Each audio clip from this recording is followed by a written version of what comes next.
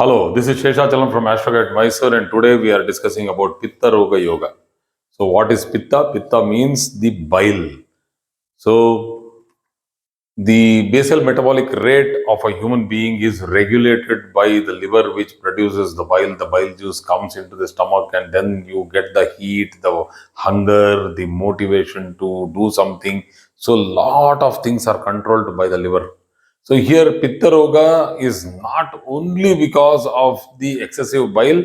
Here the roga means that the person might go through deficiency of the bile juice also. So the activities what are regulated by vata, pitta and kapha, the three humors, what we call as vata, air, the wind, pitta, bile or biliousness, and pitta is also agni. We call it as jataragni. I should write that. That is very important for this explanation. It is called jataragni. That is the strength or the heat which is required for pachana shakti. That is the digestion, strength of digestion, the heat required for digestion. So next we have vata, that is for windy, pitta for the fiery, and then kapha, that is phlegmatic. All the liquid or fluids which actually are released in the body and which are helping our joints, our lungs, our cavities. There's a lot of places. So let me not go into the pure science. So here, pitta regulates our one third of our functions, because vata, pitta, kapha, all three in equilibrium is very good for the body, but it doesn't happen. Sometimes pitta is excess, sometimes pitta is low, sometimes kapha is high. You can see the body will become obese and it will unnecessarily retain a lot of liquid, it doesn't throw it out. So kapha problems are different, vata problems are different, and pitta problems are very, very tough to manage, because once you have high pitta, you will feel hungry, you will start eating excessively, but you will not be fat. It's over, it is like the car is burning heavy fuel. It is burning high fuel and the mileage is very less. So that is what is as good as that, right? Please don't take that as the direct comparison or an equation to it. But still, Ati Pitta, that is Pitta Vriddhi, which is like Pitta is too high, that is the bile is too high, then the person might go through digestive disorders, piles, acne, ulcerations, even the layer of the stomach itself gets eaten up, it gets burnt. So, lot of different kinds of difficulties can be seen because of Ati Pitta or Pitta Vriddhi. Pitta Kshaya also can happen, right? Pitta Kshaya means that the person does not have the bile released. There is some malfunctioning of the liver and the bile juice is not released properly and he does not feel to eat. The digestion is not proper. There is a lot of constipation and a lot of difficulty in going ahead with normal work, joint pains, and all these things. So, in high pitta, person can go through excessive, damage to the internal digestive organs, the pipes and tubes, what are there, the intestines, they get hit because of the Atipitta. The inflammations can happen, which can lead to colon, rectum, or the problems of the piles like fissures and fistula. So this is all related to the digestive tract. And but the importance of pitta is something else. If you go and Google for the importance of the bile juice in the human body, you get the whole list. You can do that yourself. So, pitta kshaya is like, what if it is low? That also you can Google. You can get a lot of information there. So that is what it happens. So, if when does this happen? This is more important astrologically to understand. When does this happen? The pitta karaka, the karaka, that is the signifier for bile or the normal functioning of the liver, is Surya, that is sun.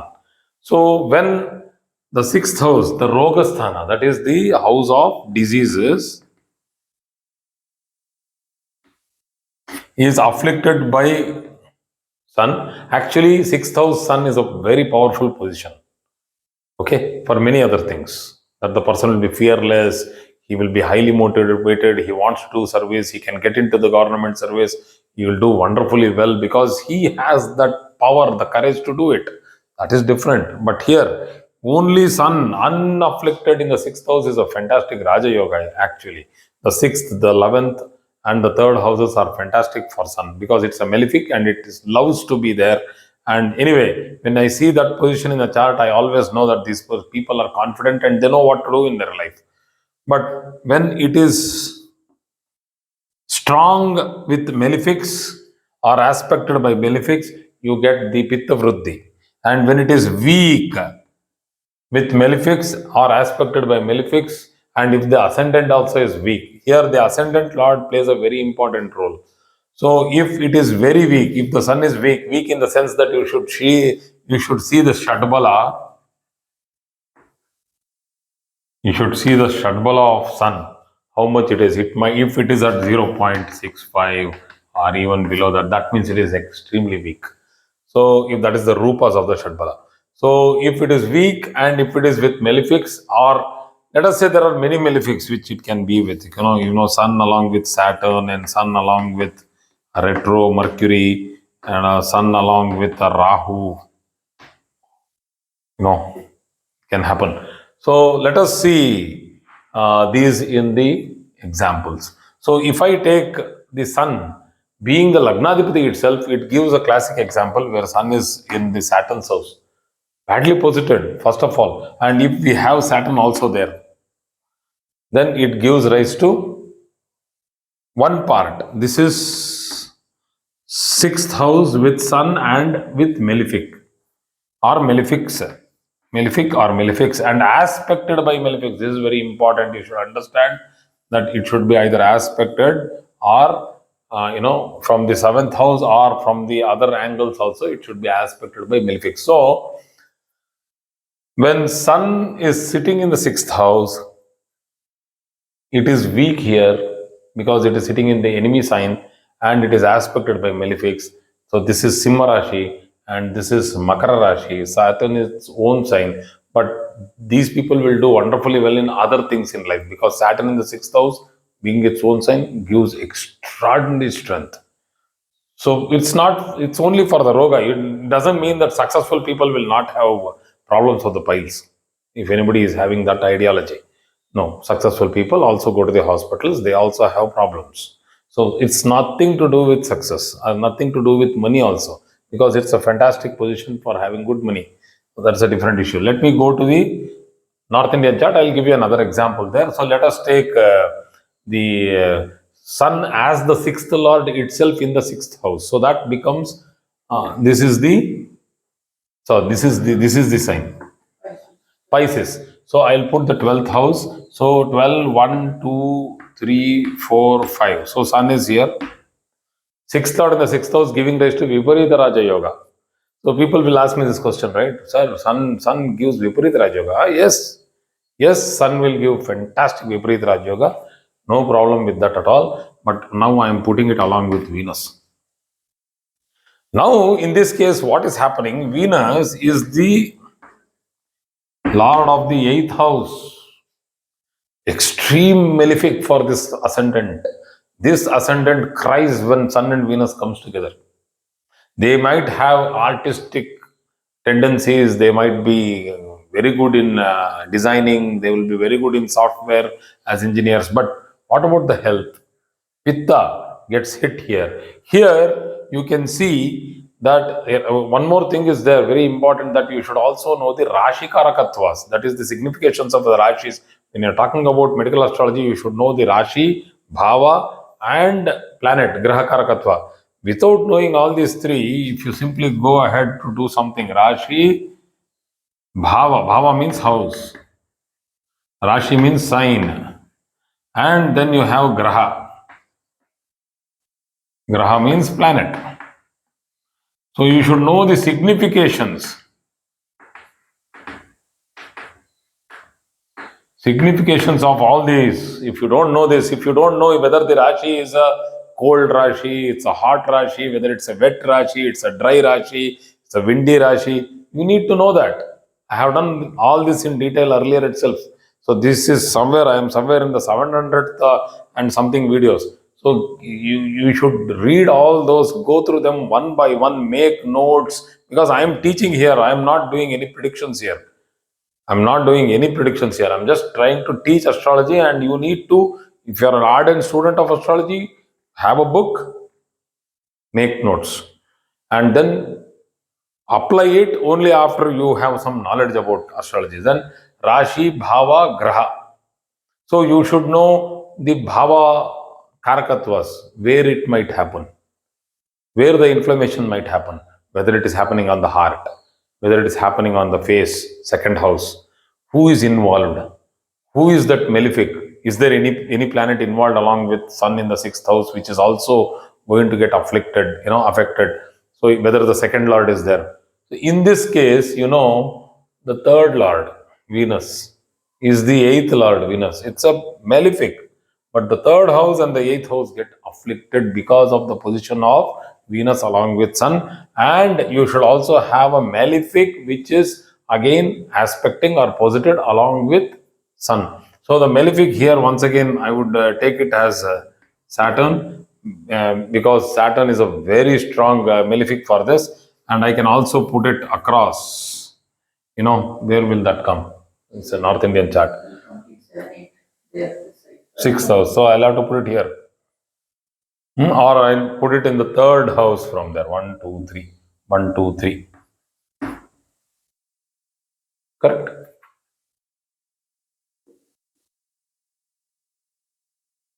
No. It has to be the fourth house. No, 1, 2, 3. Correct? No. It is aspecting, right? From Mithuna, it is aspecting Simha.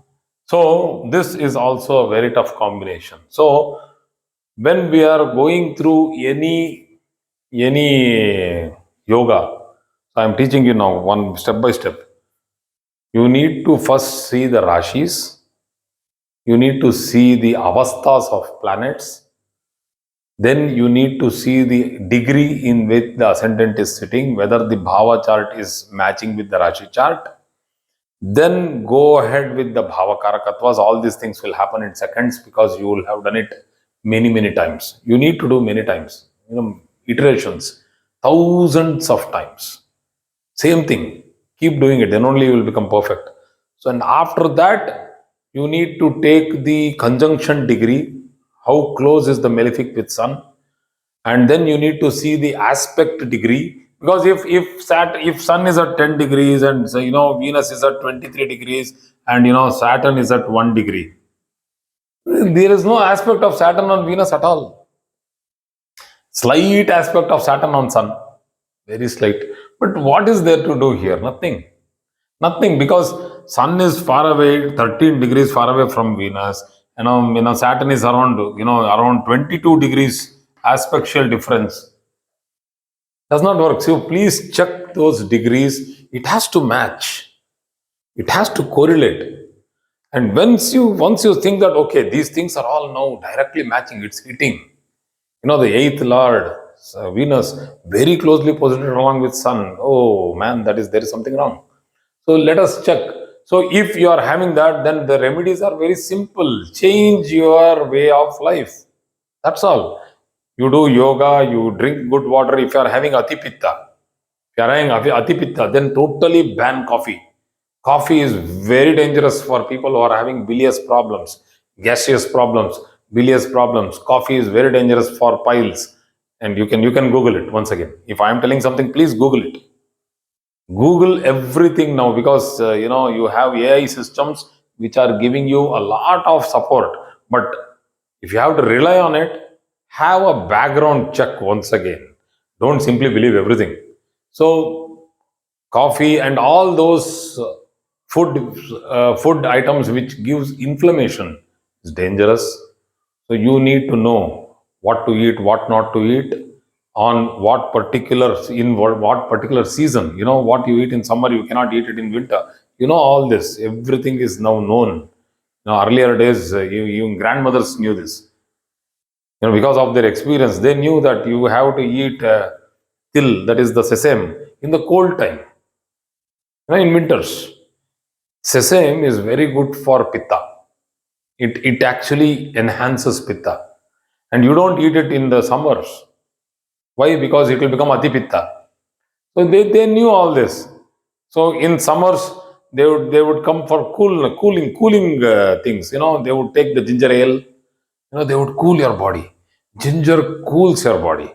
So there are so many things which people knew with natural therapy. So please do all that. And along with that, when you see the chart, you can't jump into conclusions because there are so many steps which you have to follow one by one. So thank you very much for today's class.